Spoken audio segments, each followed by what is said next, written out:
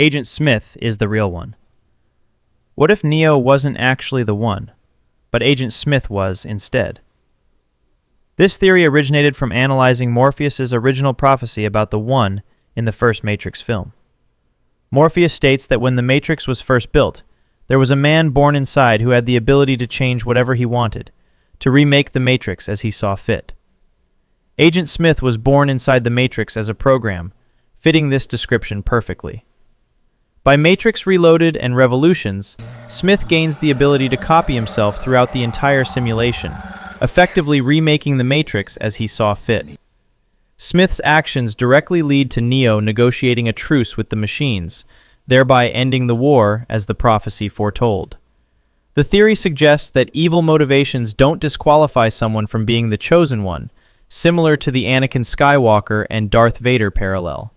After Neo apparently destroys him by jumping into his body, Smith becomes free from his original programming constraints, showing the ability to rebel and copy himself. Neo's ability to control the Matrix emerges after Smith fails to control Neo's avatar. This theory fundamentally reframes the entire trilogy's narrative structure.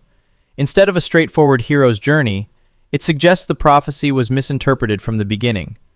The real chosen one was the antagonist all along, and his destructive path was necessary to achieve the prophecy's ultimate goal of ending the war. The real world isn't real. The most persistent Matrix theory claims that Zion and the real world are just another layer of simulation. This theory gained massive traction after Matrix Reloaded's release in 2003. The primary evidence comes from Neo's ability to stop Sentinels with telekinesis in the real world at the end of Reloaded. Agent Smith possesses Bane's body and crosses into the supposed real world. Neo can see machines after being blinded in Revolutions, sensing them without physical sight. The prophecy never mentioned Neo having supernatural powers outside the Matrix simulation. The theory suggests Zion is a second-layer Matrix where rebels who reject the first simulation are freed into a controlled second simulation. Morpheus and Trinity make constant Alice in Wonderland references, a story about a girl traveling to a world within her world. If true, this would mean the Resistance is an orchestrated illusion, and the machines maintain total control over all perceived realities. It matches Baudrillard's theory that simulation conceals the lack of true reality underneath, creating a recursive loop where even rebellion becomes part of the system's control mechanism. This theory represents the most philosophically unsettling possibility in the franchise. If the real world is fake, then freedom itself becomes an illusion, the ultimate form of control. However, it also undermines the trilogy's themes about authentic choice and love transcending systems. Neo's powers work through connection. How does Neo stop Sentinels and see machines without being plugged into the Matrix? After Neo meets the Architect and connects to the Source in Matrix Reloaded, he gains a wireless connection to the machine mainframe. Neo's real-world powers are limited to affecting machines only, as he cannot fly or bend reality like in the Matrix. The connection allows him to send signals to Sentinels to disable their circuits. After being blinded by Bane and Smith, Neo perceives machines as golden and orange code, seeing the machine network directly. The machines gave the One this ability intentionally, because they need the One to survive and reload the Matrix. Neo's brain contains machine components from his birth pod, providing the hardware for a wireless connection. This theory provides a rational explanation for Neo's real-world powers without requiring the real world is Matrix theory. It suggests Neo isn't breaking rules of reality, but rather accessing functionality built into the system, essentially having admin rights over the machine network. This maintains the film's internal logic while explaining apparent impossibilities. Oracle manipulated everyone. The Oracle claims to help humans, but what if she was manipulating everyone, including Neo, from the very beginning? The Oracle leads Neo to believe he's not the One during their first meeting in Matrix, through subtle, indirect suggestion. This was deliberate manipulation to set Neo on a path where he'd sacrifice himself and be resurrected by Trinity's love. The Oracle created the prophecy of the One as a fabrication by machines to control the anomaly. She engineered Neo and Trinity's relationship, telling Trinity she'll fall in love with the One. The theory suggests the Oracle gave Cypher information undermining his faith in Morpheus, contributing to his betrayal. The Oracle allowed Smith to assimilate her in revolutions, giving Smith the power to threaten the entire Matrix. This forced the machines to accept Neo's deal, achieving the Oracle's goal of ending the cycle and establishing peace. The Oracle subtly manipulates events throughout the trilogy to usher in specific outcomes. The Oracle presents herself as humanity's ally, but she operates through deception and manipulation, ironically using the same control tactics as the machines. The question becomes whether benevolent manipulation is still a violation of free will. She claims to believe in choice while orchestrating events to achieve predetermined outcomes. Trinity is also the One. Matrix Resurrections reveals Trinity can fly and manipulate the Matrix. But was she always part of the One? The Oracle tells Trinity in the first film that she will fall in love with the One, but never says Trinity isn't the One herself. Trinity's kiss brings Neo back from death, activating his powers as the One in the original Matrix. Neo only becomes the One after Trinity's love resurrects him, meaning she grants him his powers. The theory suggests Neo and Trinity together constitute the One as a binary system, not as individuals. Neo chooses to save Trinity instead of humanity at the Architect's door, an unprecedented choice driven by love. Matrix Resurrections confirms both Neo and Trinity are the One, generating more power together. The analyst in Resurrections builds a new Matrix around keeping them close but separated, as their combined code powers the entire simulation. When finally reunited in Resurrections, Trinity displays flight and Matrix manipulation equal to Neo. Their love transcends the Matrix, functioning not just as emotion but as an actual power source. This theory reframes the One as a dual force rather than a single messiah. It suggests love itself is the true anomaly that machines cannot predict or control. Trinity isn't just Neo's motivation, she's his equal partner in power. Cypher's restaurant meeting is impossible. Cypher meets Agent Smith in a restaurant to betray Morpheus, but how did he get into the Matrix alone? Entering the Matrix requires another person to insert the cable, load the simulation, monitor from the ship, and extract via phone line. Cypher somehow meets Smith in the Matrix without the crew knowing. The theory suggests Cypher used the Woman in Red Dress training program created by Mouse. Cypher may have asked Mouse to jack him into the Construct program for private time, allowing a secret meeting. An alternative theory proposes Cypher hacked the ship's computer systems to automate the jacking in and out process. Cypher tells Neo he doesn't see Matrix code anymore, just blonde, brunette, redhead, suggesting he's been secretly watching people in the Matrix. This apparent plot hole has spawned creative theories about Cypher's technical skills and potential accomplices. It highlights how Cypher's deep knowledge of the system and possible corruption of crew members enabled his betrayal. The Matrix is tiny. What if the Matrix isn't a global simulation, but a much smaller, localized program? The film implies the Matrix recreated the entire world of 1999 perfectly. A theory originally suggested on Reddit argues the Matrix might only simulate a small geographic area. Rebels repeatedly return to the same locations, including room 303 at the heart of the City Hotel, the Lafayette Hotel, and nearby buildings. Agents ambush them because rebels keep using the same exit points in a limited area. The Oracle is located near the Lafayette Hotel, and if agents threatened her, why doesn't she relocate to a remote area? The theory suggests the Matrix only simulates megacity and immediate surroundings, not the entire planet. A cost-efficient approach for the machines would be running a smaller simulation than a globe-spanning world. This theory challenges the assumption that the Matrix is a planet-wide simulation. A localized Matrix would be more efficient and easier to control, though it raises questions about what happens if someone tries to leave the simulated area. The Spoon Boy is more powerful. The child bending spoons in the Oracle's apartment may be more powerful than Neo himself. Spoon Boy teaches Neo the foundational lesson that there is no spoon, emphasizing that you must change yourself, not reality. The character is identified as one of the Oracle's potentials being trained for powers. Spoon Boy mastered reality manipulation before Neo arrived, while Neo still struggled with the concept. In Matrix Reloaded, Spoon Boy sends Neo an actual physical spoon from real-world Zion with a note. The theory suggests Spoon Boy might be a program, not a human, created by the Oracle to educate the One. An alternative theory proposes Spoonboy is the next potential one being groomed by the Oracle. If Spoonboy figured out the Matrix's nature independently while living inside it, he may be more naturally talented than Neo. Spoonboy represents the path Neo must follow. If this child mastered Matrix manipulation while still inside the simulation, it suggests the one's powers aren't unique, but rather represent evolved understanding available to anyone who truly comprehends the illusion. Machines want to study humans. The Matrix franchise claims machines use humans as batteries, but what if that's a lie to hide their real purpose?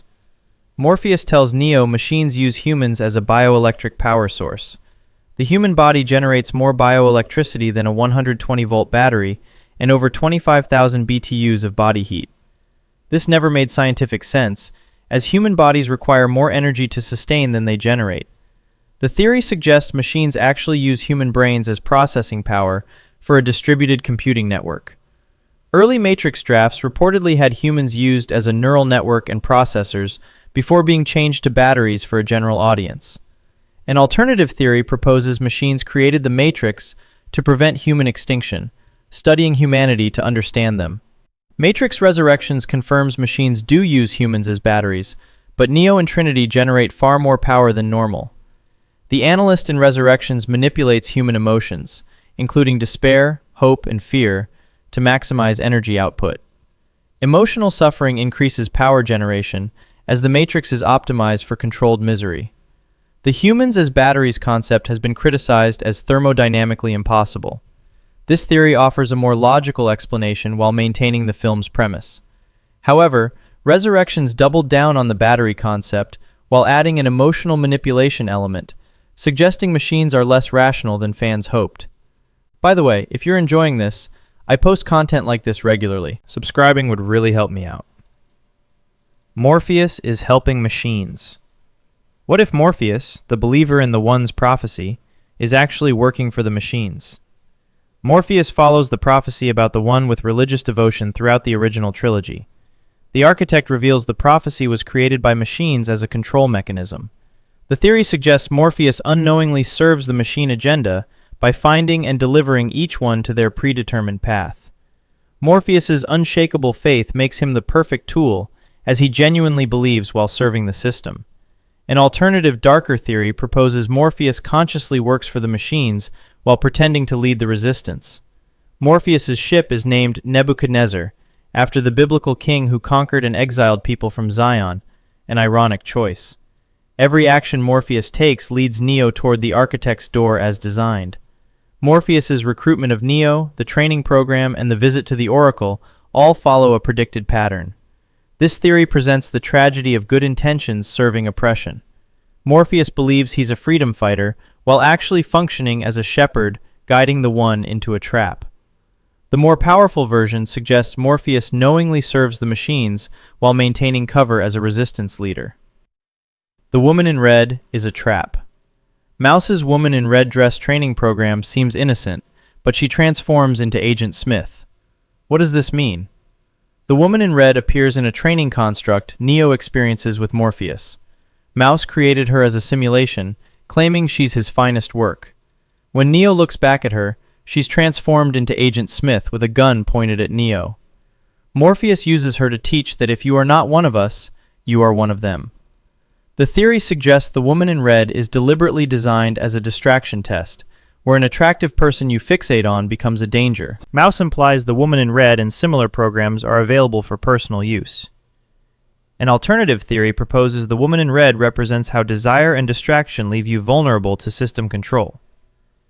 The Woman in Red represents how the Matrix uses pleasure, beauty, and desire to distract humans from reality. The moment you focus on gratification, you become vulnerable to system enforcement, in the form of Agent Smith. The transformation from object of desire to immediate threat symbolizes how quickly indulgence becomes danger when you're in a hostile system. Persephone's kiss steals code. Persephone betrays the Merovingian by kissing Neo to help the resistance. But what if the kiss had a hidden purpose? Persephone demands a kiss from Neo before helping rescue the Keymaker in Matrix Reloaded. She claims she wants to experience the love that Trinity feels, sampling genuine emotion. The Merovingian accuses her of betrayal driven by his infidelities. The theory gained attention after Matrix Resurrections revealed Trinity carries Neo's code. The theory suggests Persephone's kiss was actually copying part of the One's anomaly code through physical contact. The Merovingian can alter Matrix code through food programs, as shown in the restaurant scene. The theory proposes Persephone has similar code manipulation abilities through kissing. The Merovingian and Persephone are from a previous Matrix iteration, meaning they knew previous ones. If kiss theft is true, the Merovingian may have been collecting the One's power across cycles. Their betrayal dynamic might be an orchestrated scam to sample emotions and steal code. This theory reframes Persephone from spurned wife to sophisticated con artist. If code can transfer through intimate connection, as Resurrection suggests with Neo and Trinity, Persephone's romantic gesture becomes data theft.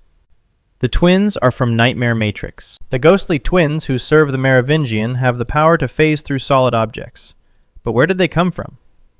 The twins are introduced in Matrix Reloaded as the Merovingian's henchmen with intangibility powers.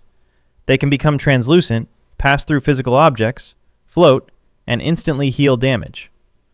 The Oracle tells Neo that ghosts, vampires, werewolves, and aliens are actually malfunctioning programs. The Architect reveals in Reloaded that the second Matrix iteration was based on varying grotesqueries of your nature. The theory suggests this Nightmare Matrix was filled with horror-themed programs as agents and control mechanisms. When the second Matrix failed and was scrapped, these Nightmare programs faced deletion. The Merovingian rescued many obsolete programs, including the twins, giving them exile sanctuary. The twins' ghost-like abilities are remnants of their original purpose in the horror-themed Matrix. Other Merovingian associates, including vampires and werewolves, are also survivors from the Nightmare Matrix. This theory provides an elegant explanation for supernatural-seeming programs in a sci-fi franchise. If machines experimented with a horror-based control system that emphasized human fear and suffering, it would explain why horror-themed exiles exist. Machines are actually good. What if humans are the real villains, and the machines created the Matrix to save humanity from extinction? The Animatrix segment titled The Second Renaissance shows humans started the war by enslaving and destroying machines first. Machines sought peaceful coexistence in a city called 01, only attacking after humans launched nuclear weapons. The theory suggests machines created the Matrix as a preserve to protect humanity from dying on a scorched earth. Machines keep humans alive in pods when they could have exterminated them. The Matrix provides a comfortable existence instead of a harsh, post-apocalyptic reality. Machines allow Zion to exist and maintain a truce after Neo's sacrifice. The analyst mentions machines facing a power shortage and internal conflict over treating humans better. An alternative interpretation proposes machines study humans to understand consciousness and emotion. The Matrix might be an attempt at a mutually beneficial arrangement rather than pure exploitation. This theory asks audiences to examine perspective and assumptions.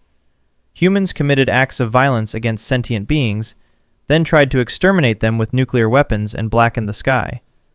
The machine's response of imprisoning humans in a pleasant simulation is arguably merciful compared to extermination. If this was interesting to you, consider subscribing so you catch every new video. Thanks for watching.